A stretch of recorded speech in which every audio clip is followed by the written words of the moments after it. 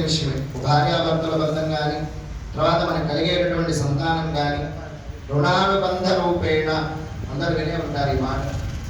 ఇవన్నీ ఎలా అంటే ఏదో రూపకంగా మన దగ్గరికి బంధాలన్నీ ఏర్పడతాయి.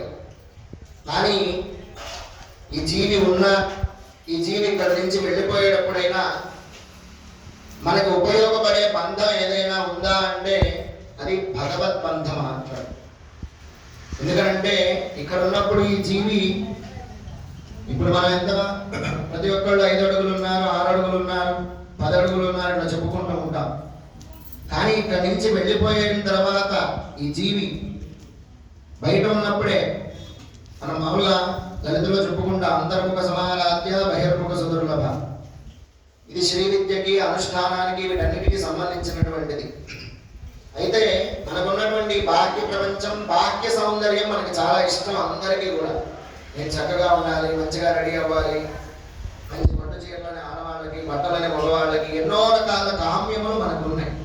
అయితే ఎంతసేపటికి మనము ఈ బాహ్య సౌందర్యానికి అంటే మనకు కావాల్సినటువంటి వస్తువులు సుఖపడేటటువంటి వాటికి ఐహిక సుఖములు వీటన్నిటికీ మనం ఇష్టపడుతూ ఉంటాం.